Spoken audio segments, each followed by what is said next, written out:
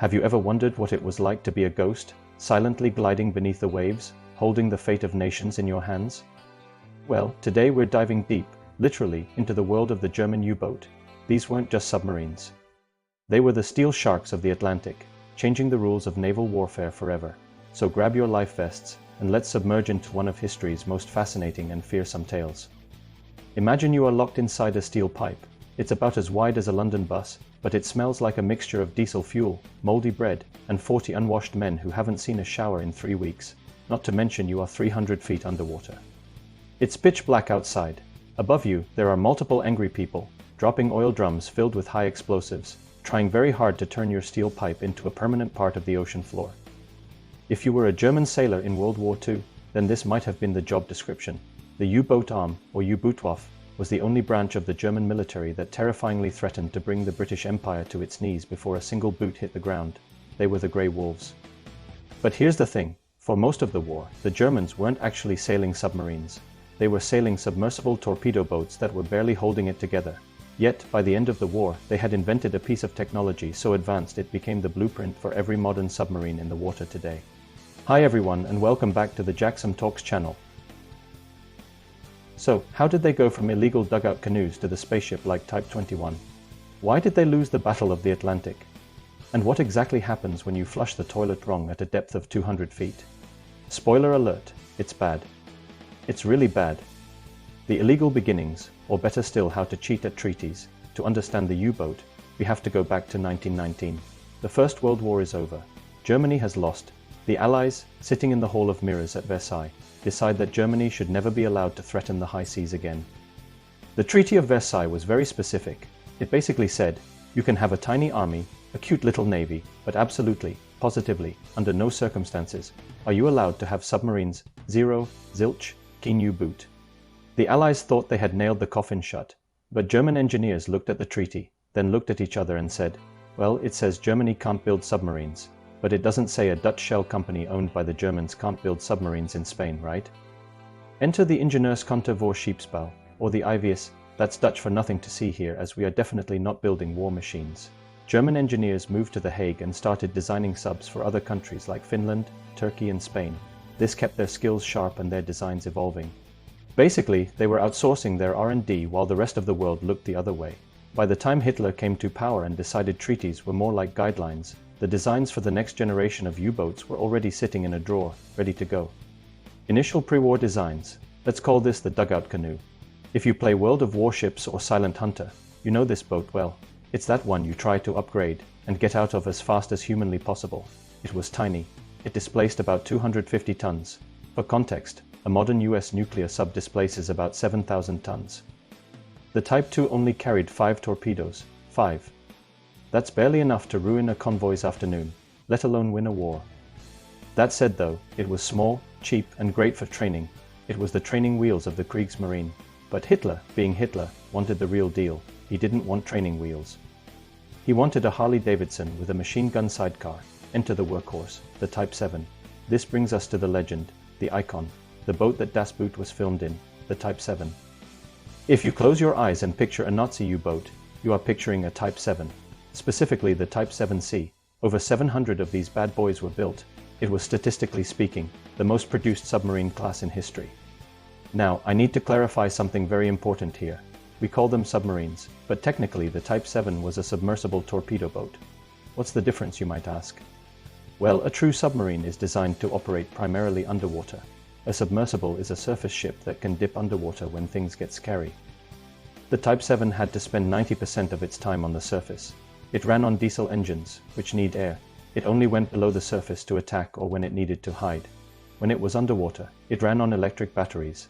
And let me tell you, those batteries were terrible. On the surface, a Type 7 could do about 17 knots, which is roughly 20 miles per hour.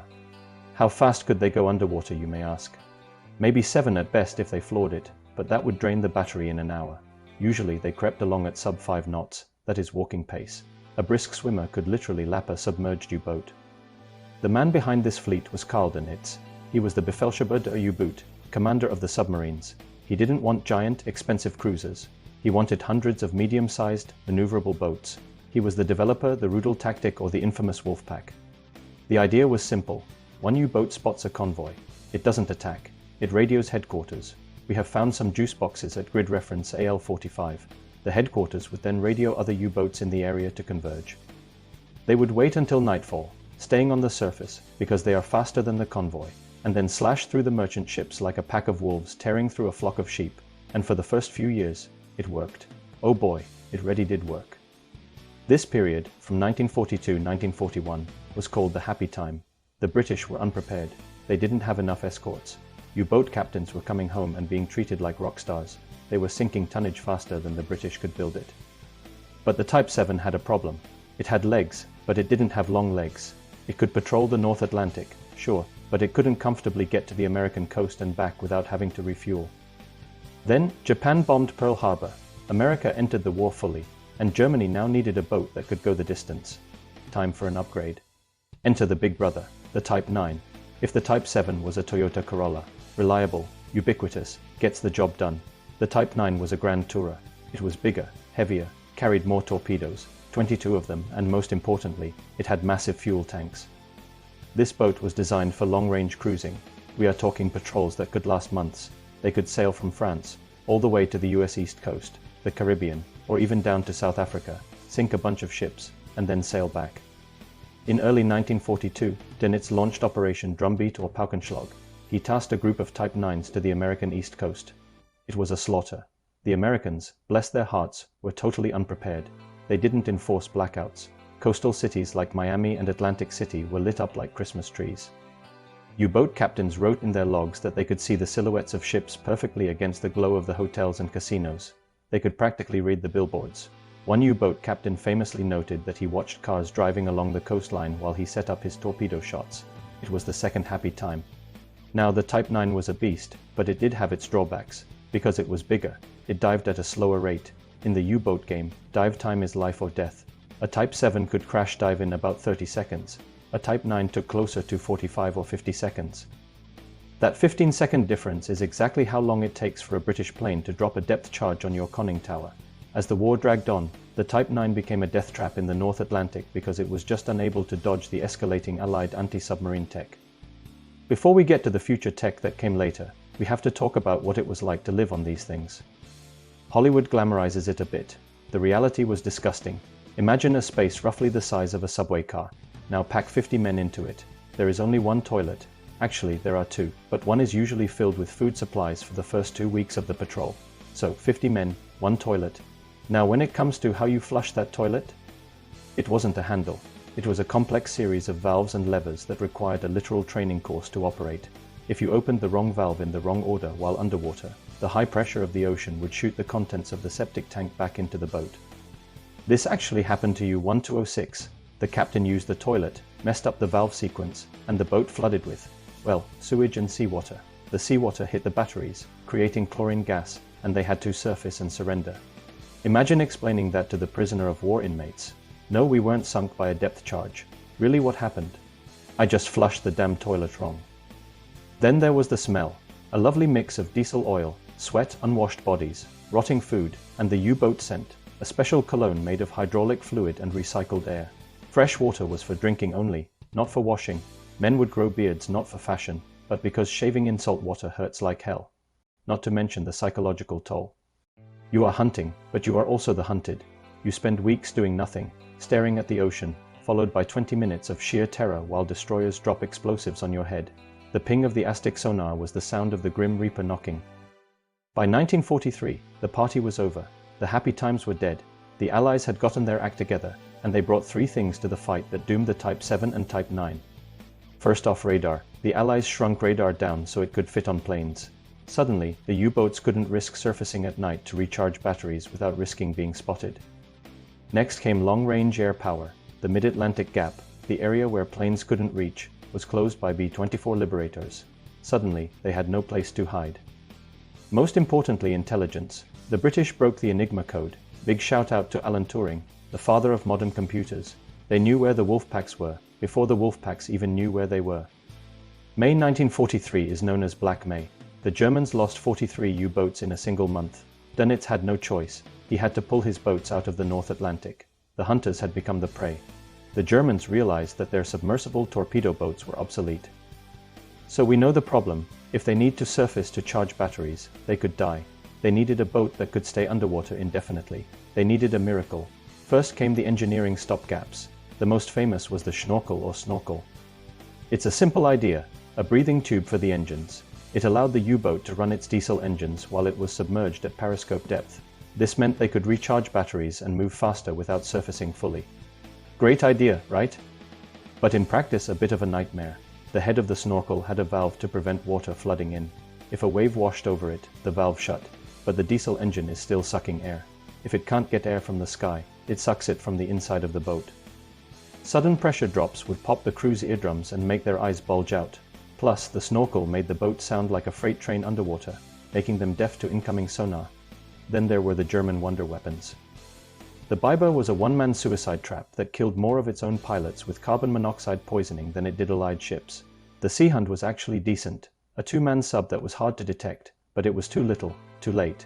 But amidst all this desperation, the German engineers were working on something truly revolutionary. The grandmother of all modern diesel submarines. Behold, the Type 21, the Electroboot.